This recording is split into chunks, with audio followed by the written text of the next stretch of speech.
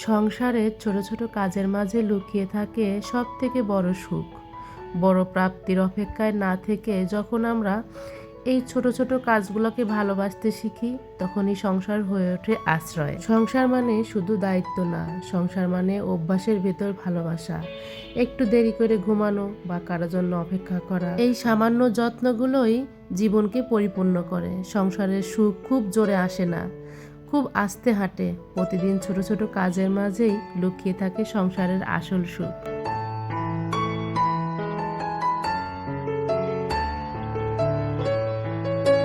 Hello everyone, আসসালামু আলাইকুম। আমি শারমিন চলে এলাম আপনাদের মাঝে নতুন দিনে আরেকটি ব্লগ ভিডিওর মধ্য দিয়ে। যে যেখান থেকে বসে আমার এই ব্লগ ভিডিওটি দেখছেন বা দেখবেন, সবাই ভালো এবং সুস্থ আছেন। আলহামদুলিল্লাহ, আমি আমার পরিবার নিয়ে বেশ ভালো আছি, সুস্থ আছি। এই তো আজকের ব্লগটা কিন্তু আমি আমার ড্রয়িং রুম গোছানো দিয়ে শুরু করলাম। বেশ কয়েকদিন আগে একটা ভিডিও শেয়ার করেছিলাম, তো এখন আসলে কেন জানি মনটাই উঠে গেছে ইউটিউবে ভিডিও দেওয়ার প্রতি। তো দেখা যায় আগের মতো ভালো ভিউজও হয় না, তো আর সেন্টের অবস্থা তো খুবই খারাপ, এই জন্য আসলে ভিডিও দিতে ইচ্ছা করে না। এর মধ্যে শরীরটাও যে খুব একটা বেশি ভালো তাও না, শরীরটাও অনেক খারাপ, তো সব মিলিয়ে আর কি হয়ে ওঠে না। তো ভিডিওটা আগেই করা ছিল, সেটা আপনাদের সাথে আজকে একটু কেটে সেটে শেয়ার করছিলাম। ড্রয়িং রুমটা একটু গুছিয়ে নিচ্ছি, বেশ কয়েকদিন হলো একটু ঝাড়ামোছা করা হয় না, অনেক বেশি পরিমাণ ধুলাবালি হয়ে গেছে ড্রয়িং রুমে। তো ভাবলাম যে এখন একটু ঝেড়ে মুছে পরিষ্কার করে নিই। তো দেখা যায় কি, শীতের দিন সব কিছু বন্ধ রাখি, তারপরেও কিন্তু ধুলাবালি কম থাকে না, মানে অনেক ধুলাবালি আসে। তো দেখা যায় একদিন না মুছলে পরের দিন না মুছলে আর চলে না। তো মাঝে মাঝে ইচ্ছা করে না, এত বিরক্ত লাগে, তারপরও আর কি করতে হয়, খুব মায়া লাগে, কষ্ট লাগে জিনিসগুলো দেখে যে ধুলাবালি পড়ে আছে। নিজের শরীর যতই খারাপ হোক না কেন, সংসারের কাজ কোনোটাই ফেলে রাখি না। দেখা যায় অসুস্থ থাকলে পরেও তারপরও হাতে কোনো কাপড় থাকে, কোনো মানে কাজ একটাও পড়ে থাকে না, কাজ কিন্তু হাত থেকে নামে না। তো যাই হোক আর কি, এখানে ড্রয়িং রুমটা ঝেড়ে মুছে পরিষ্কার করে নিচ্ছিলাম। আসলে এই সংসারের প্রত্যেকটা গৃহিণীর ক্ষেত্রেও প্রতিদিনের যে এই যে সাধারণ কাজগুলো আমরা করি, আপনাদের সাথে শেয়ার করি, প্রতিদিনের এই সাধারণ কাজের মাঝেই কিন্তু আমাদের সুখটা লুকিয়ে থাকে, আর এটাতেই কিন্তু আমরা অনেক বেশি হ্যাপি থাকি।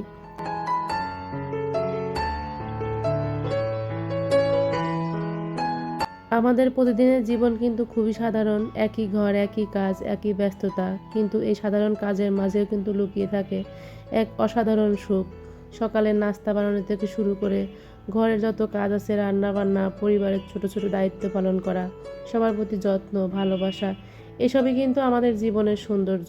বড় কিছু যদি জীবনে নাও পাই, তো দেখা যায় ছোট ছোট এই যে গোছানো কাজ, ভালো লাগা, এগুলাই কিন্তু প্রাপ্তি, কারণ শান্তিটা থাকে নিজের জায়গায়। যতই কাজ করি না কেন, যত ব্যস্ত থাকি না কেন, আমি কিন্তু আমার এই ঘর বাড়ির গোছানো কাজের মাঝে কিন্তু নিজের সুখটা খুঁজে পাই। সুখ কিন্তু আসলে বড় কিছুতে আসে না, সুখ কিন্তু নিজের এই যে ছোট ছোট কাজ, ভালোবাসা, দায়িত্ব থেকে কিন্তু সুখটা আসে। প্রতিদিনের কাজের মাঝে কিন্তু সুখটা খুঁজে নেই। তো আমার হাতে দেখতে পাচ্ছেন যে ফ্লাওয়ারটা, এটা কিন্তু আমি নিজে বানিয়েছি, আর একটা ফ্লাওয়ার বাস থেকে নিয়ে। ওটা নষ্ট হয়ে গিয়েছিল নিচের অংশটা, তো ভাবলাম যে এটা কী করব করে এই তো কয়েকটা অন্য কালারের ফুল দিয়ে মাঝখানে তো দিয়ে এভাবে আর কি বানিয়ে নিয়েছি। তো এটা আবার টাইট করে নিচে বেঁধে দিয়েছিলাম কস্টেপ দিয়ে। তো এখন কিন্তু রাখার পরে বেশ ভালোই লাগছিল, বোঝার আর উপায় নেই যে এটা আমি এভাবে করে বানিয়ে রেখেছি। তো এটার মাঝে কিন্তু আমার এই যে ভালোবাসা, সুখটা কিন্তু খুঁজে নেই। তো আমার মাঝে মাঝে না এরকম করলে ভালোই লাগে, কোনো জিনিস ফেলে দিতে ইচ্ছা করে না, মনে হয় যে সেই জিনিসটা আবার সুন্দর করে সাজিয়ে গুছিয়ে রাখি অন্যভাবে। তো যাই হোক, এখানে দেখেন ঘর বাড়িগুলো একটু ক্লিন করে নিলাম, আর অফ ক্যামেরায় কিন্তু সব কাজই গুছিয়ে নিয়েছি। ড্রয়িং রুমটা অনেক দিন ধরে ভালো করে ডিপ ক্লিন করা হচ্ছিল না, তো ভাবলাম যে আজকে ড্রয়িং রুমটা ডিপ ক্লিন করি। আর সকালে কিন্তু ড্রয়িং রুমের পুরাটা রুমের আর কি ঝুল ঝেড়ে ফেলেছি, ঝুল ঝেড়ে সব কিছু পরিষ্কার করে নিয়েছিলাম, এই জন্য ময়লাটাও একটু বেশি হয়েছিল। আর এই যে এখন মেন রোডটা পরিষ্কার করে নিচ্ছিলাম, এত পরিমাণ ধুলাবালি কি বলবো, যেহেতু আমাদের বিল্ডিংয়ে এখনও কাজ চলে, তো ধুলাবালির পরিমাণটা এখনও অনেক বেশি। তো শীত না গেলে হয়তো এত ধুলাটাও যাবে না। তো এখন মেন রোডটা একটু মুছে পরিষ্কার করে দিচ্ছিলাম। আপনাদের ভাইয়া রোজ যখন বাইরে যায় এবং আসে, তখন বলে যে তুমি এত বিজি থাকো, মেন রোডটা একটু পরিষ্কার করো না। আসলে সবই পরিষ্কার করি, কিন্তু মেন রোডটা না খুলে যে পরিষ্কার করব ওটা না মনে থাকে না। তো আজকে একদম মানে ডোরটা খুলে তারপরে হচ্ছে ভালো করে পরিষ্কার করে নিলাম। প্রথমে তো ব্রাশ দিয়ে করে নিয়েছি, তারপরে হচ্ছে কাপড় দিয়ে মুছে পরিষ্কার করে নিয়েছি। তো এর মাঝে কিন্তু আমার কাজের খালা এসে সে কাজ কাম করছিল তার। আর আজকে রান্নাটা আপনাদের সাথে খুব একটা বেশি শেয়ার করব না, কারণ সকালে যেহেতু সায়ানকে স্কুলে যেতে হয়, রান্না বান্না ঘরের কাজ সব কিছু শেষ করে তো দেখা যাক কি ডিটেলসে শেয়ার করতে গেলে আমার ভিডিওটা লং হয়ে যাবে আর আমিও সময় করে উঠতে পারবো না। তো এখানে রুই মাছটা একটু বোনা করে নিচ্ছি, আর আগে হচ্ছে ডাল রান্না করেছি আর সিম ভাজি করে নিয়েছি। খুবই সাধারণ খাবার দাবার আজকে রান্না করেছি। প্রতিদিনের খাবারে কিন্তু বাচ্চাদের মাংস থাকে, তো সেটা আসলে আমার চলে না বা আপনাদের ভাইয়াও খেতে পারে না। তো যাই হোক, আজকে ভাবলাম যে খুব সিম্পল রান্না বান্না করব, আর সাধারণ রান্না বান্নাই কিন্তু আমার কাছে বেশি ভালো লাগে খেতে। তো রান্নাটা শেষ করে কাজের খালা ওদিকে কাজ করছিল, আমি তো ঘরে লক করে চলে এসেছিলাম। আমার যেহেতু কাজ আছে টাইম মতো বেরোতে হবে, ছুটির এখন আধা ঘন্টা বাকি আছে, তো ভাবলাম যে আমি একটু স্বপ্নে যাই, স্বপ্নে থেকে এই তো সস্তায় কিছু খাবার নিয়েছি, সেটা ভিডিও শেষের অংশ আপনাদের সাথে শেয়ার করব।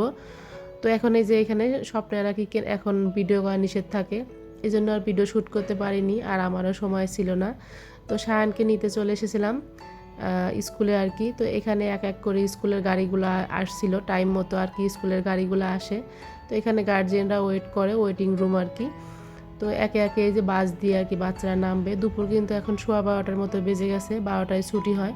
তো দেখা যায় কি বাচ্চারা স্কুলের ভিতর থেকে 12:15 বা 12:20 মধ্যে কিন্তু মানে গেটে চলে আসে, যে যে গেটে বাচ্চাদের নামাবে আর কি সেই গেটে বাচ্চারা চলে আসে বাস দিয়ে আর কি। স্কুল থেকে বাসে একাই বাচ্চারা ওঠে। তো আমার ছেলেটা যখন এখন একটু যেহেতু মাশাল্লাহ বড় হয়ে গেছে, অনেক কিছু বুঝে, একা একাই বাসে উঠতে পারে। আর ওখানে যেহেতু হেল্পাররা থাকে, ড্রাইভাররা থাকে, এই জন্য আর প্রবলেম হয় না। তো আমারও কষ্টটা একটু কম হয় যে এখন একটু আসা যাওয়া করতে পারে আর কি একা একা। তো এই 3টা বছর কিন্তু এই স্কুলে দেওয়ার পরে দেখা গেছে যে আমি অনেক কষ্ট মানে পোয়াতে হয়েছে আমার, স্কুলের ভিতর থেকে নিয়ে আসতে হতো। তো এটা একটা ভোগান্তি, আবার আমাকে যেতে হতো। তো এই তো সায়ান কিন্তু চলে এসেছে বাসে করে। তো আস্তে আস্তে দেখা গেছে যে 12:20 মতো বেজে গেছে, তো বাস থেকে নেমে আমাকে পেয়েছে। তো কী কী কেনাকাটা করেছিলাম এখন আপনাদের সাথে শেয়ার করি। দুপুরের খাওয়া দাওয়া কিন্তু অলরেডি সেরে ফেলেছি। তো এই তো সস্তায় কী নিলাম সেটা শেয়ার করি। বাসায় কিন্তু প্রচুর পরিমাণে বাচ্চারা নুডলস খায়, তো আপনাদের সাথে হয়তো সবসময় শেয়ার করতে পারি না। আমার বড় ছেলেটা কিন্তু অনেক নুডলস রান্না করে নিজে নিজেই। তো দেখা যায় রাত্রে ভাত খাবে না, নুডলস রান্না করলো।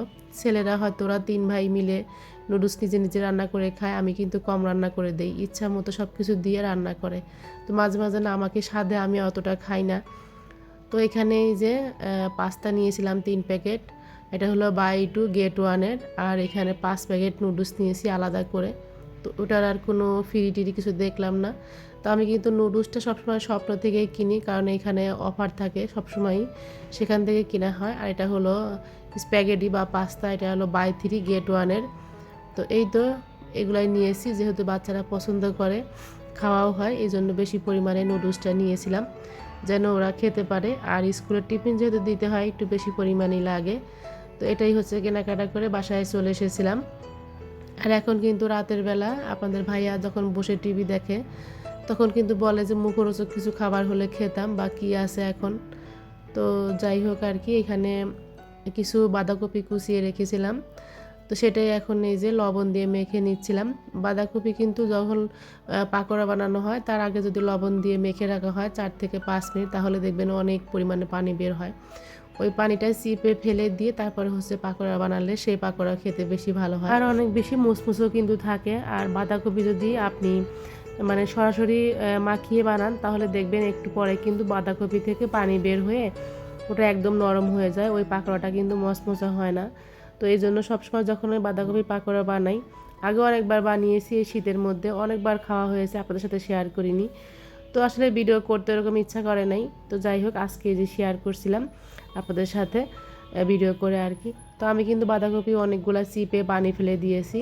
তো তারপর আর কি সমস্ত মশলা, বেশি পরিমাণে পেঁয়াজ কুচি দিয়েছিলাম, আর সব মশলা আদা রসুন, সাথে ধনেপাতা তো দিতেই হবে।